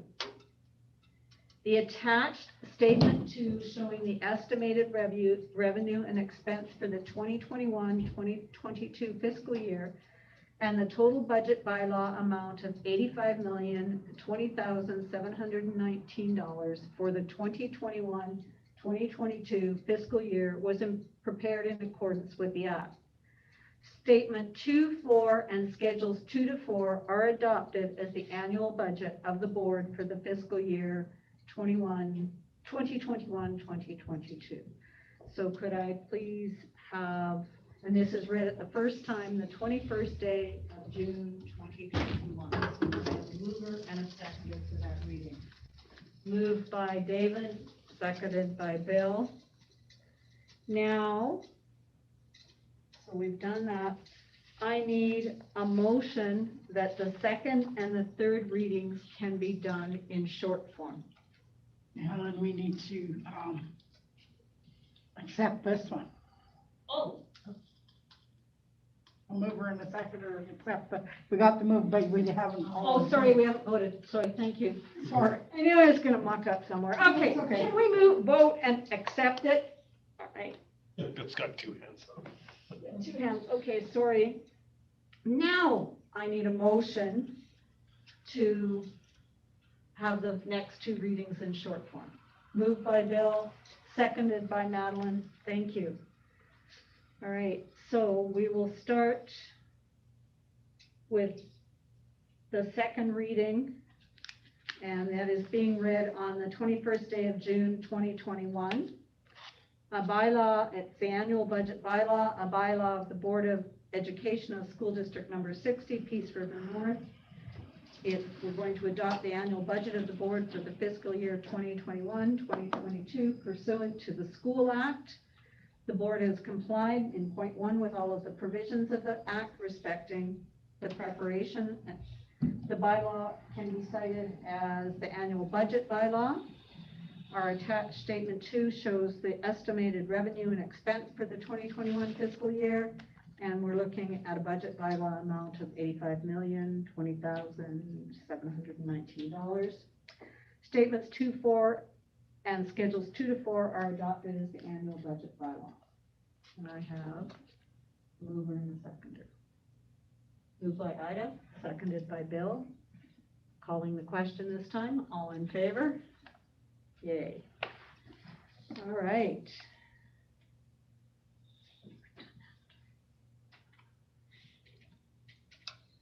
Moving forward then for the third reading.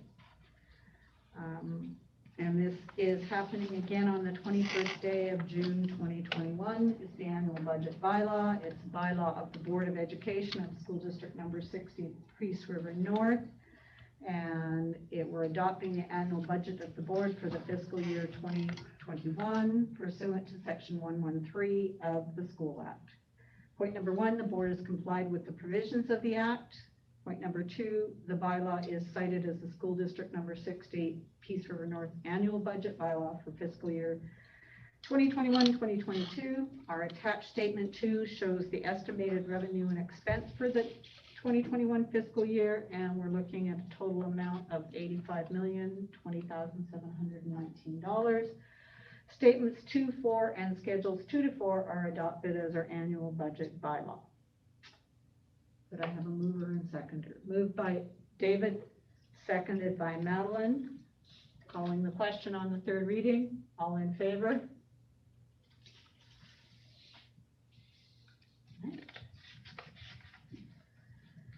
Thank you. Thank you.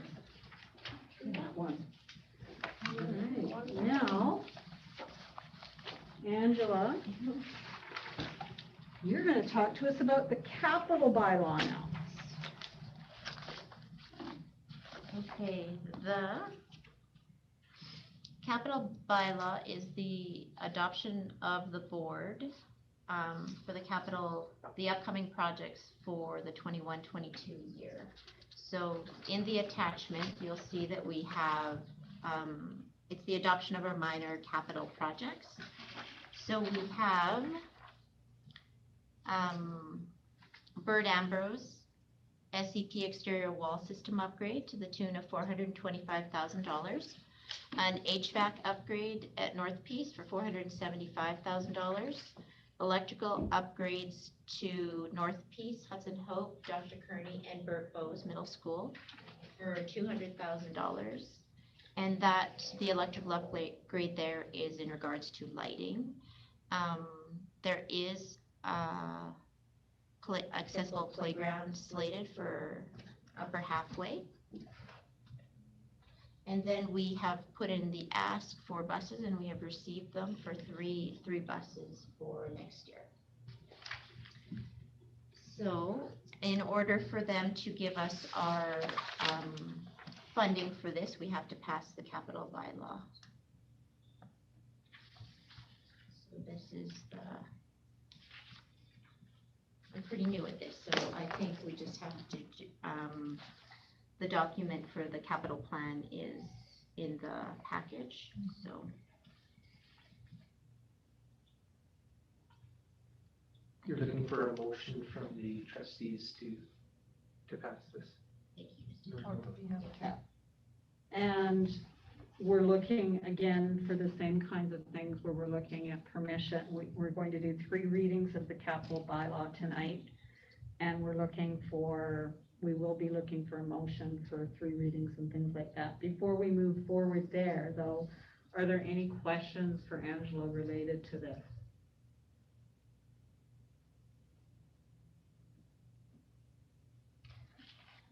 Madeline? The 3 buses, are we replacing mild out ones? Yes. My concern with the Upper Halfway playground, good news, but we're still hoping to put that gym in there, so we have to be really careful about where we locate it, because we don't really want to put it in, because they were talking in the planning phase, if you go to the PRD, whatever it is, we were talking about moving all of that. Yeah. Right? Do you remember? We don't want to put it right where the gym's going to be, where the plan is. But, There's lots of room up there. so I think it's further towards the front, I believe. And I know Jacqueline told me that she's scared that if the playground leaves for a while, it's gonna be like a long while. If it leaves, what do you mean? If they take the existing playground up, They'll never they're get going one to put back. a new one down, I think. Oh, okay. Well, we'll hope The new that. one, the existing one is in dire straits, Right. Terrible shape. I think, but she doesn't want to be without anything. Right, we will be in communication with Chad to ensure that there's a timeliness to it and it gets executed, so that they're not left without anything, so. So it looks like we have, according to our agenda, we have 2 things to do. One, we have to pass the capital bylaw with 3 different readings. And then we have to have a motion that we approve the attached 2023 plan. So there's 2 different I things. got ahead of here. myself there, yeah. Yeah. Okay. So,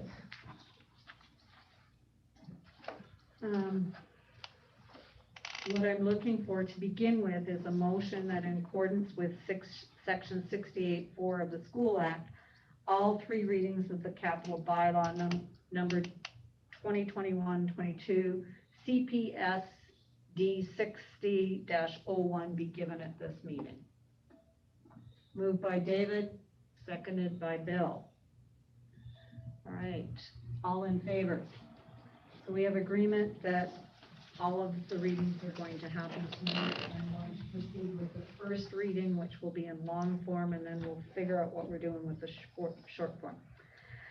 Capital bylaw number 2021-22 CPSD 60-01 capital plan 2021-22.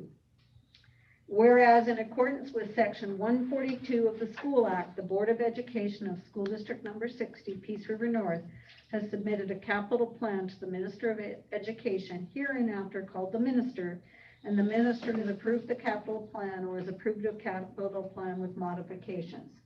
Now therefore, in accordance with section 143 of the School Act, the board has prepared this capital bylaw and agrees to do the following.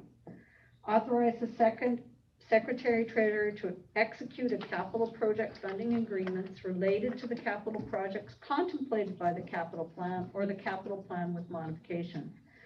Upon ministerial approval to proceed, commence the capital projects and proceed diligently and use its best efforts to complete each capital project substantially as directed by the minister.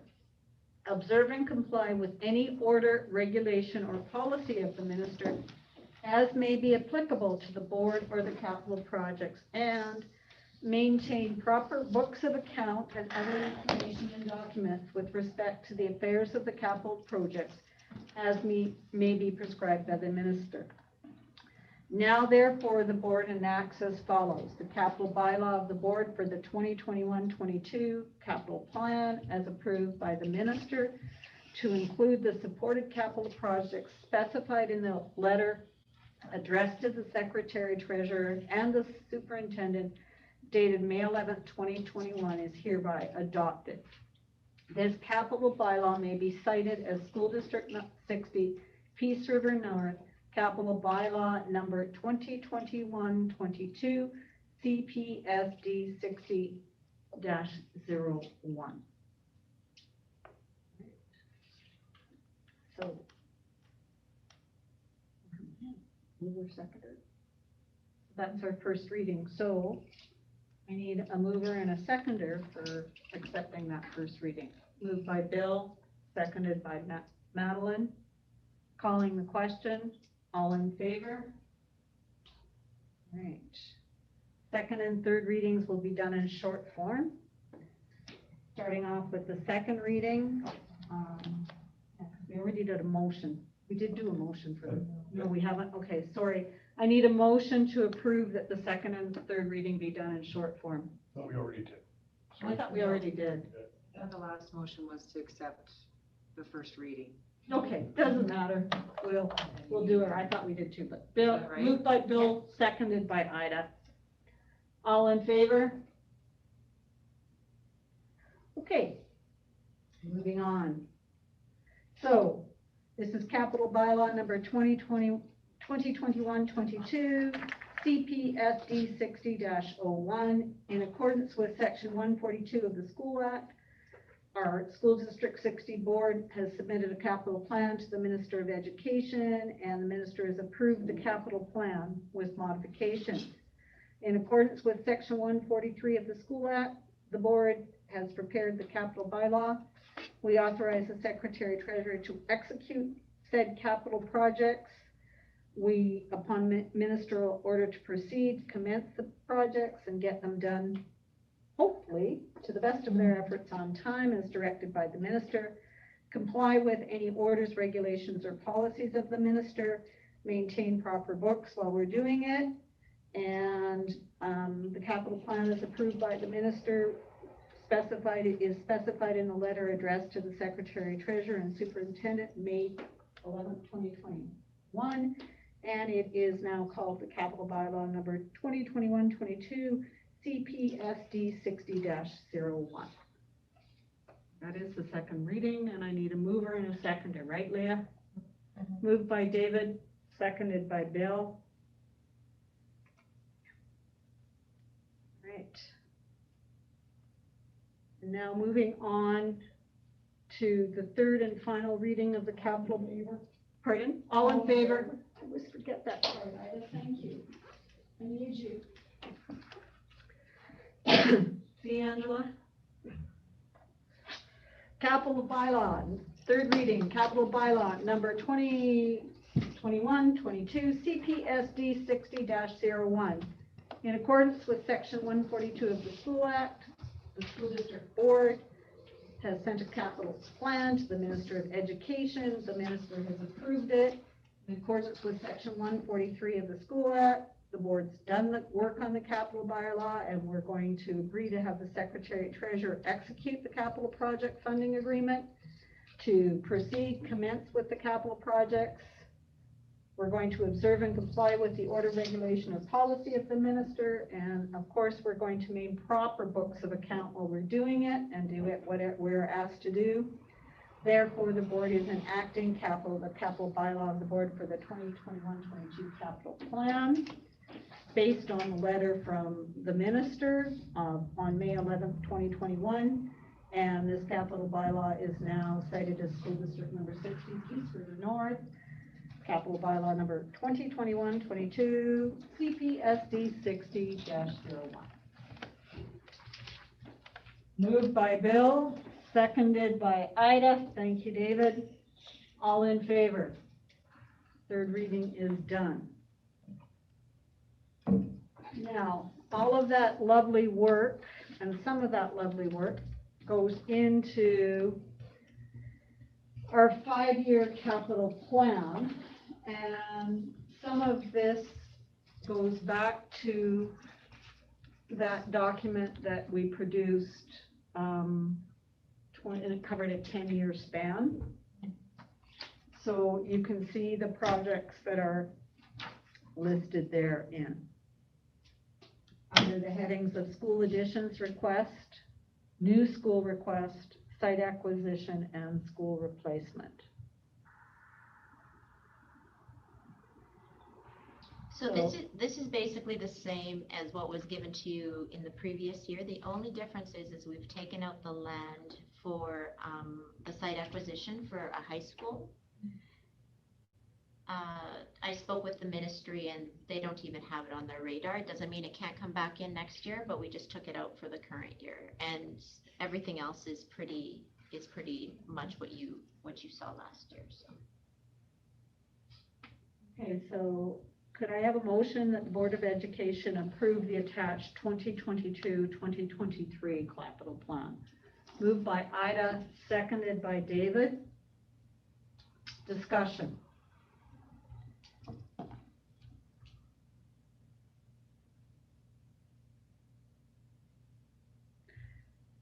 So, well, just a dumb question. No, that's a dumb question. I mean, I see 101's in there for replacement and the gym and the school for upper halfway.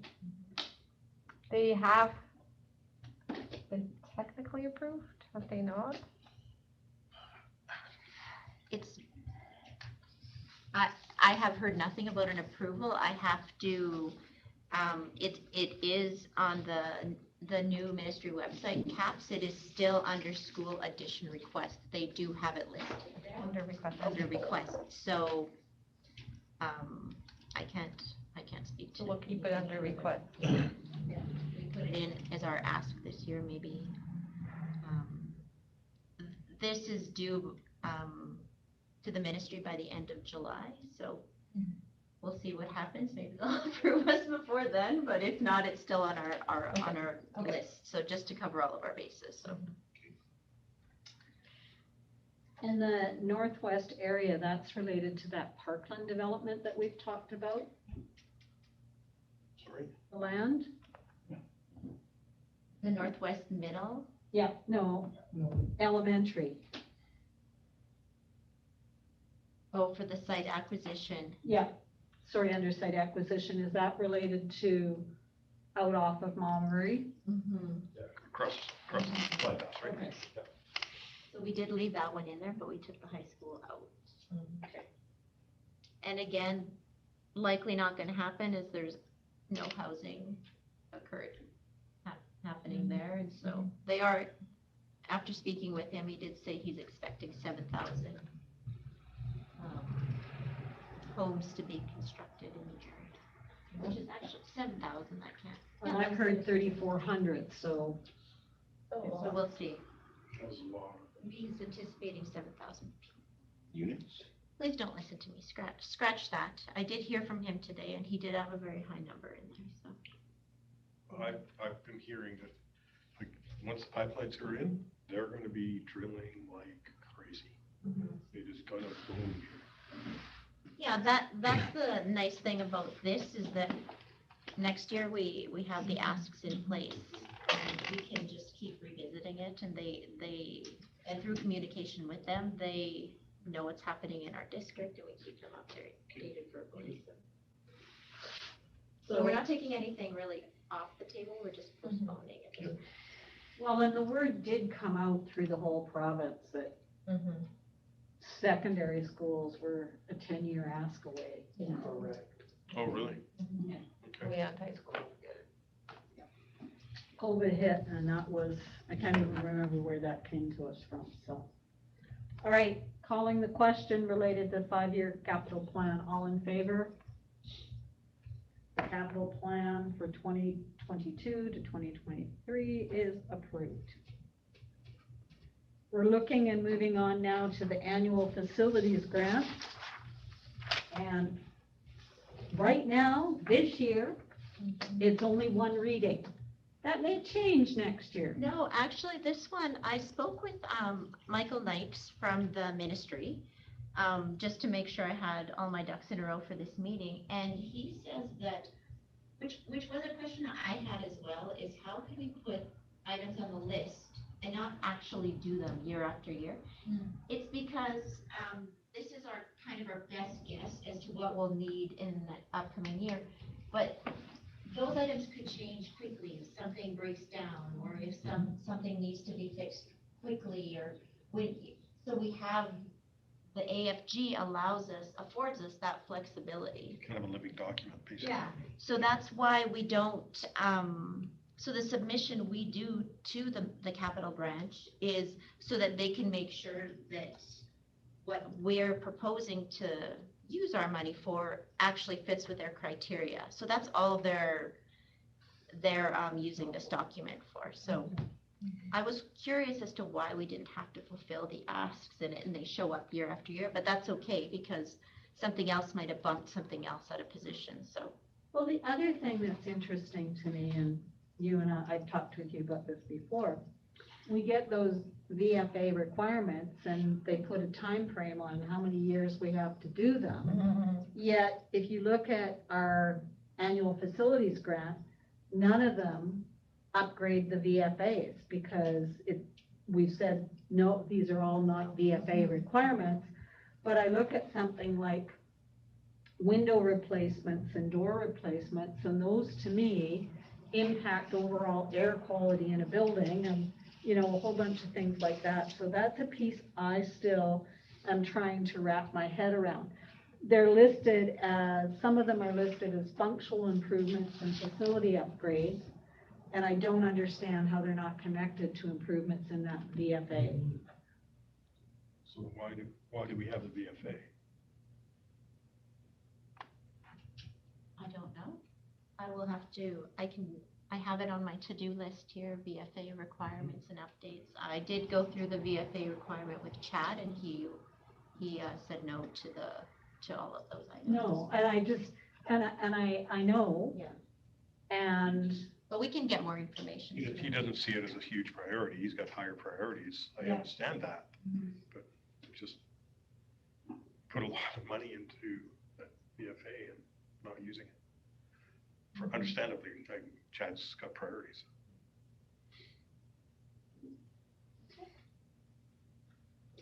It's on my list. Madeline? Just to understand again the process here. We're coming up with a number that for your grant.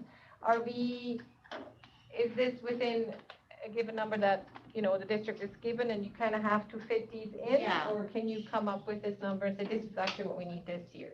This is actually based on what the ministry gives us. So that's, So you're kind of fitting in. yep. So we used. I'm learning a lot. So we did get this number directly from the ministry. So we do have two, the AFG capital and this is the total AFG operating and capital. We've included both components in here, so. And so if we, like you said, suddenly have a blowout and we don't have any funds in our capital surplus or reserves that we can apply to that blowout, we would take money from this and move those, some As of long those as it fits projects. the criteria. As long as it fits the criteria, then we can move those projects that don't get done and they can appear on the following list.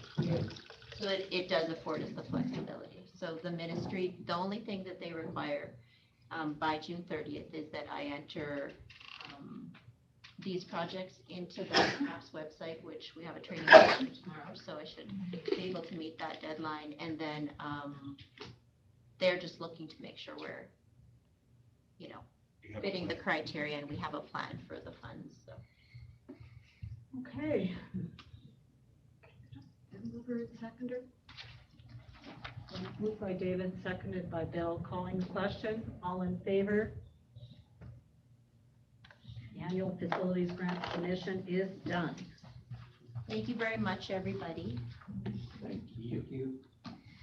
Thank you. It's called Learning Curve High. So, no, I don't have any correspondence, right, Leah? No correspondence. Unfinished business. Our partner group meeting is scheduled for Wednesday. I sent out the date. I'm looking to finalize an agenda, hopefully by tomorrow, to get that out to you. We just need to agree on the questions that we're gonna talk about, so, with the other chair. Sorry, can you remind me what time? 4:30, I think. 4 to 5:30, yeah. 4 to 5:30. And this will be a Zoom. It'll be a Zoom meeting. And, I mean, we could gather in the boardroom for anybody that wants to gather here to do the Zoom meeting, but then what we need to do is plug in our earphones and our headsets and run our own computer so that we don't get any feedback, so. Or couldn't we just, or just shut off? I don't, yeah, Because I might have to be here because I have a previous, right. and I won't make it home before the 4 o'clock. Yeah. So, but that, we can gather here for anybody that, you know, has poor internet connection or all those other things that go on. But that's how we will have to do it. It'll be one Zoom invite for all of us. And we would go from there. So these were the draft questions that I circulated to the other two chairs. Given yesterday's announcement about school reopening for September, we have a better idea about the 21-22 school year. Possible discussion areas: what is your district reaction to the June 17th direction regarding school opening in September? Relief, worries, remaining questions. Any important messages from our districts to the BCSTA and steering committee? They will continue to meet over the summer and to do work related to the health and safety guidelines for 21-22. What are your district COVID silver linings and what do you hope to keep or continue in the 21-22 year? What is your district learning related to pandemic planning? How do you intend to capture it and be prepared for the future? And what is your sense of the learning impacts of COVID in your district?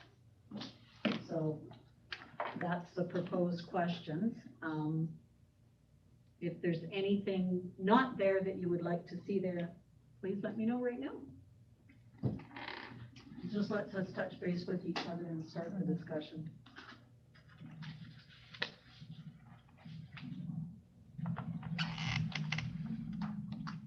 All right, moving on to new business. Many of the other districts around the province in their final meeting are making a decision about what the format of their board meetings will be going forward. Because like us, during COVID times, they've added live streaming, they've done a number of different things to engage the public and meet the requirements of the Act. Some are going to continue with hybrid meetings like this, but I mean, we know basically if somebody is away and it has to be out of town, any meeting can become a Zoom meeting very quickly to include somebody out of town. We'd already done that previously, and our policy does allow that. What we need to make a decision about is the concept of the live streaming. And in the spirit of not adding anything else to anybody else's plate in June, I've asked that for our August meeting, which we're going to hold in Hudson Hope, because we made that decision earlier that our advance would happen at Cameron Lake. There will be no live streaming, and at that meeting, we'll make a decision about whether we're going to live stream for the 2022 school year. And some of the things that I would like some feedback on is what our actual costs were to live stream. The number of people that actually checked in while the meeting was on, because to the best of my knowledge and memory at this point, not once has a question come forward from the public during the meeting for us. I do know that sometimes people watch the meetings after the fact. I think that we can capture that, but I don't know. That's a question for Jared. It shows you number of views. Number of views. So that would give us some data to go back and to look at. Is there any other information that you would like feedback on to help make a decision about whether we live stream or don't live stream? David? What's the general consensus around the province? It's varied. And there are some districts like Peace River South doesn't live stream. Okay. They make a Zoom link available to anybody so that they can zoom in and watch the meeting. So there was a number of different ways that people did it around the province. We made the choice to live stream. So, you know, that's the feedback. I mean, I could go on the board chair's website and ask some questions about other models that people did and gather some information for us to consider in August. But I was thinking we do need to make a decision about live streaming. Is there anything else, Stephen, that we need to think about? Well, it's good to know what's happening around the province, but at the same time, the question for you is, are you able to fulfill your governance duty?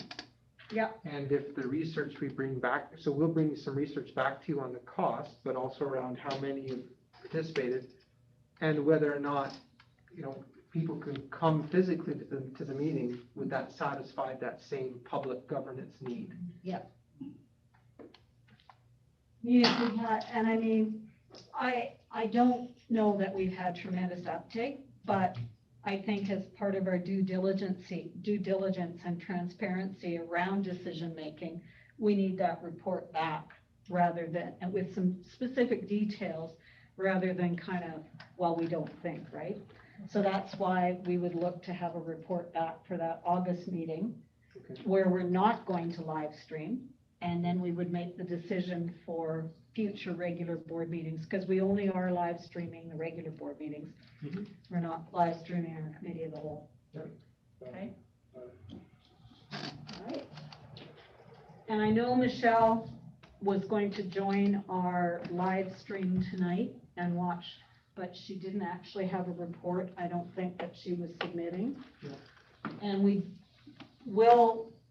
welcome Jenny Copeland as the new QP president, and our new DPAC president is Cassandra Kramer, and neither of them are joining us tonight. Stephen, have you had any questions to you from the press and the public? No, thanks for checking. No, I don't. Okay. We didn't have any in-camera motions to bring forward, so I need a motion to adjourn. Moved by Bill, seconded by David. All in favor?